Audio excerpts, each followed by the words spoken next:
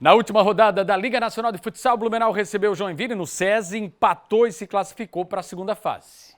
A equipe de Xande Belo saiu na frente com esse gol do Raul, só que o Daniel japonês empatou. O Caio virou a partida e o Igor fez mais um para o time do Norte. Porém, Blumenau foi atrás do placar, não poderia perder o jogo. Raul diminuiu e Rude deixou tudo igual, ficou nisso, Blumenau 3, Joinville 3. Empate suficiente para classificar o Blumenau Futsal para a próxima fase, já que no Mato Grosso o Juventude perdeu para o Cascavel por 3-0. Se o Juventude tivesse vencido, Blumenau seria eliminado. Terminou em quinto e agora aguarda os adversários da segunda fase a partir do dia 22. Antes, já na quinta-feira, segunda rodada, segunda fase estadual contra São Lourenço no Oeste. Agora já liberado no estadual com presença de público, segunda fase da Liga Nacional, também vamos ter público. Fórmula 1, GP da Turquia, vitória da Mercedes, mas a RBR também comemorou.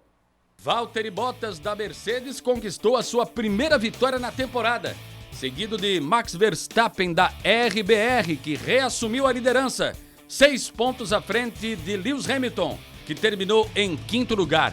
Sérgio Pérez, companheiro de Max Verstappen na RBR, fechou o pódio na terceira colocação. Faltam 6 corridas. A briga pelo título tá boa. 17ª prova será disputada nos Estados Unidos, dia 24 de outubro. Fala agora de futebol. Também no fim de semana teve final da Liga das Nações da Europa disputada em Milão, na Itália. E a França, atual campeã do mundo da Copa, bateu a Espanha. Miguel Oyarzabal abriu o placar para a Espanha. O Benzema com esse golaço empatou. E o Mbappé recebeu impedimento e virou o jogo para confirmar o título. Final, França campeã 2, Espanha 1. Na decisão do terceiro lugar, a Itália venceu a Bélgica por 2-1. E só lembrando que ontem o Brasil em campo pelas eliminatórias em Barranquilla empatou em 0-0 contra a Colômbia e se manteve na liderança. A bola também rolou na terceira divisão catarinense em Indaial. O Beck recebeu o NEC, que é o Navegantes. Não jogou bem, mas o importante é que venceu e se manteve na ponta. Diante de um público de apenas 45 pagantes, incluindo sócios, Tiaguinho marcou após a falha do zagueiro Manuel no recuo da bola na vitória do Beck sobre o Navegantes por 1-0 em Indaial. O Beck é o líder isolado com 9 pontos, 3 vitórias, 100% de aproveitamento. Itajaí, que folgou na rodada, Caravaggio e Jaraguá vem na sequência com 6 pontos. Na próxima rodada, o Beck folga e o Itajaí pode colar do Blumenau, dividir os 9 pontos se vencer o NEC em Camboriú.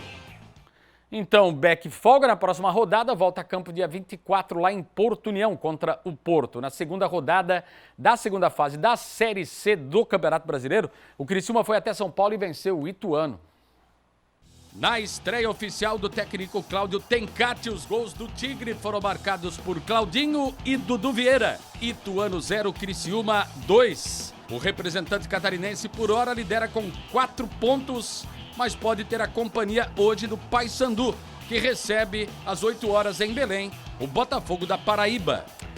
E o grande beneficiado na Série B com o fechamento da 29ª rodada foi o Botafogo. O Brusque foi goleado em Maceió. O Cruzeiro goleou o Coritiba dentro do Couto Pereira por 3-0 e o Coxa agora deixou o Botafogo se aproximar. O Fogão, jogando no Engenhão, derrotou o CRB por 2-0. Time carioca na briga pelo título. O Vasco é que tropeçou, ficou mais distante do G4, 5 pontos para ser mais exato. Tem chances ainda, é verdade. Foi superado no Maranhão pelo Sampaio Correia por 1-0. Nenê, no final, nos acréscimos, perdeu um pênalti. E o Brusque foi até Alagoas e foi goleado pelo CSA, 4-1. Só permanece fora da zona do rebaixamento porque o Guarani derrotou o Londrina em Campinas por 3-0.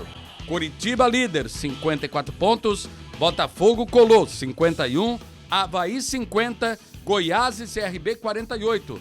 Vasco em oitavo, 43 pontos. Cruzeiro em 12º com 38. O Brusque em 16º com 32. A gente estava falando aqui, o Rodrigo, que é botafoguense, como o time carioca cresceu, hein? 9 jogos foram disputados no fim de semana na Série A.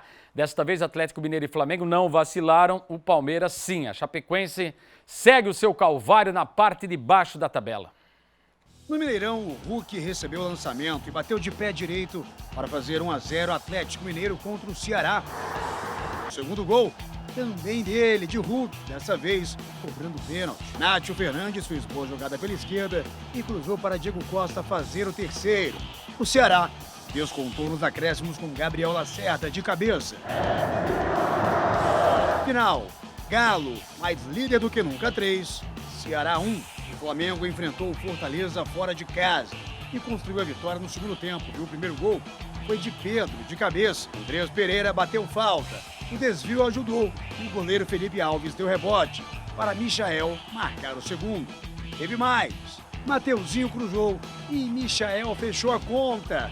Flamengo com a vitória importantíssima 3, fora de casa, Fortaleza 0. E o Palmeiras perdeu mais uma, gente. Ítalo aproveitou o lançamento e abriu o placar para o Bragantino no Allianz Parque. O argentino Tomás Coelho bateu de fora da área e teve a ajuda do desvio na defesa para aumentar o marcador. O Ceviche saiu jogando errado, perdeu a bola e Arthur fez 3-0. O Ceviche tentou compensar com esse belo cruzamento, para o Dudu descontar ainda na primeira etapa. O Palmeiras voltou com vontade no segundo tempo e fez mais um. Rafael Veiga, de pênalti, diminuiu. Só que Arthur estava jogando muito e fechou a conta com esse golaço. Bragantino 4, Palmeiras 2, na volta da torcida ao estádio Palestrino. Na Arena Pernambuco, Paulinho Mocelin bateu cruzado e Cássio falhou feio, não espalmou. E ficou nisso, hein? Sport 1, Corinthians 0. Na estreia de Guto Ferreira, o Bahia venceu o Atlético Paranaense fora de casa, hein? Raí fez o primeiro gol. Após cobrança de falta, Gilberto apareceu livre para cabecear e fechar o placar. Bahia 2, Atlético Paranaense 0. Em Caxias do Sul, Juninho abriu o placar para o América Mineiro, de uniforme escuro, hein? Depois do escanteio, Dauan desviou de cabeça. O zagueiro tentou cortar em cima da linha, mas a arbitragem confirmou o gol. Juventude 1, América Mineiro também 1. Em Porto Alegre, o Inter goleou a Lanterna Chapecoense. O primeiro foi de Yuri Alberto, pegando a sobra. Tyson dominou, chutou o cruzado e fez o segundo. No terceiro, Tyson fez a jogada para Yuri Alberto marcar. Na falha da defesa, e Yuri Alberto fez mais um. 4-0 para o Inter. Com o jogo tranquilo, Yuri Alberto saiu para a entrada do jovem Matheus Cadorini, que fez o primeiro gol dele como profissional, hein? 5-0. Mike recebeu de Giovânio e descontou para a Chape. E o Mike ainda fez mais um. Jogada parecida, mas ele pegou de primeira. Final, 5 para o Inter, 2 para a Chape.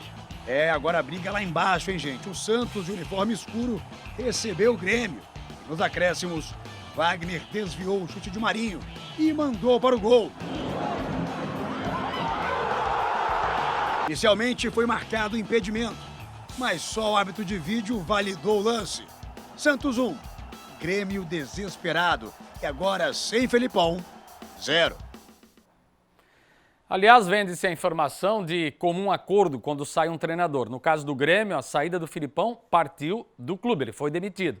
Ainda na rodada tivemos no Maracanã, sábado à tarde, Fluminense 0, Atlético Goianiense 0. E para fechar essa rodada hoje, 8 horas, se enfrentam na Arena Pantanal, Cuiabá e São Paulo. Vamos dar uma olhada aqui como é que está a classificação. Atlético Mineiro 53, Flamengo 42, está aberto ainda o campeonato, hein? Palmeiras 39, até porque o Flamengo tem 2 jogos atrasados. E a Chapecoense, que situação? 12 pontos, são 16 longe do Santos, que é o 16º colocado. Amanhã já muda um pouco por conta dessa partida. São Paulo também precisa abrir o olho, hein? Tem que vencer esse jogo contra o Cuiabá. Cuiabá tem 30 pontos, o São Paulo tem 29, porque 3 pontos a mais do São Paulo para o Bahia, que abre a zona da degola.